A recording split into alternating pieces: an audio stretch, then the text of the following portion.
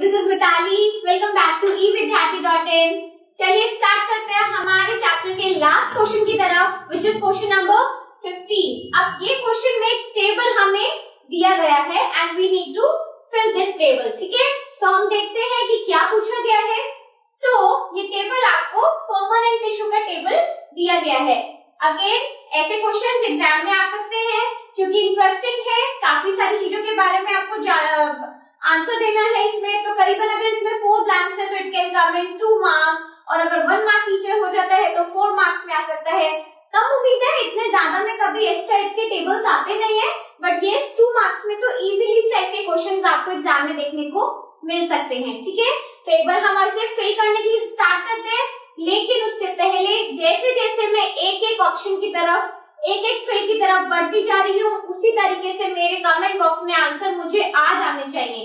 ठीक है, तो क्योंकि हमने ये चैप्टर में बहुत अच्छे से पढ़ा है और काफी बार अपने क्वेश्चंस में भी इन टिश्यूज की बात कर ली है, तो चलो जल्दी से शुरू हो जाओ। तुम भी काम करो, मैं भी यहाँ पे काम कर रही हूँ। तो अब सबसे पहले हम परमानेंट टिश्यू से स्टार्ट करते हैं। तो यहाँ पे फॉलो करो, सबसे पहले सिंपल एंड कॉम्प्लेक्स। तो हमारा जो परमानेंट टिश्यू है वो 2 पार्ट्स में डिवाइडेड है, simple tissue and the complex tissue. तो सबसे पहला जो हमारा ब्लैंक है दैट इज कॉम्प्लेक्स टिश्यू। ठीक है, चलो अब इसके बाद हमें कॉम्प्लेक्स में 2 पार्ट्स करने हैं और सिंपल में। तो सबसे पहले अपने सिंपल को पूरा करते हैं, वही हमने पहले पढ़ा भी है।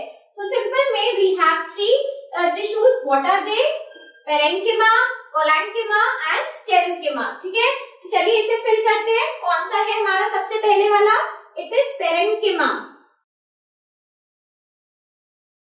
Parenchyma tissue, and then we have collenchyma, this is the second one, and then we will have sclerenchyma.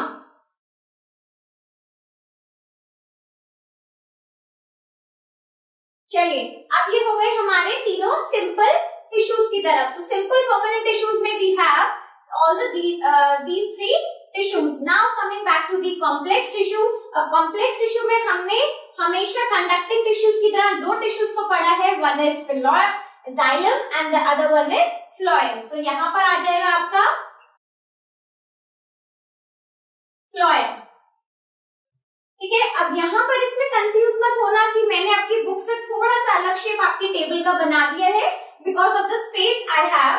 तो आपको इसमें कंफ्यूज नहीं होना है, it's one and the same thing, सिर्फ शेप को चेंज किया गया है। ठीक है, तो आप ऐसे और भी क्वेश्चंस प्रैक्टिस कर सकते हो। आपकी बुक में जितने भी टिश्यूज, जिस तरीके से एनिमल टिश्यूज में हमने 4 टाइप ऑफ टिश्यूज पढ़े हैं, एपिथेलियल में हमने उसके कुछ टाइप पढ़े हैं, मसल फाइबर्स में भी हमने उसके कुछ टाइप पढ़े हैं, तो आप इसे खुद भी प्रैक्टिस कर सकते हो। आपको जहां हेल्प चाहिए मुझे कमेंट बॉक्स में बताओ, विल डिस्कस इट अगेन। ठीक है, so stay tuned with us up till with the next new chapter. Up till then, bye.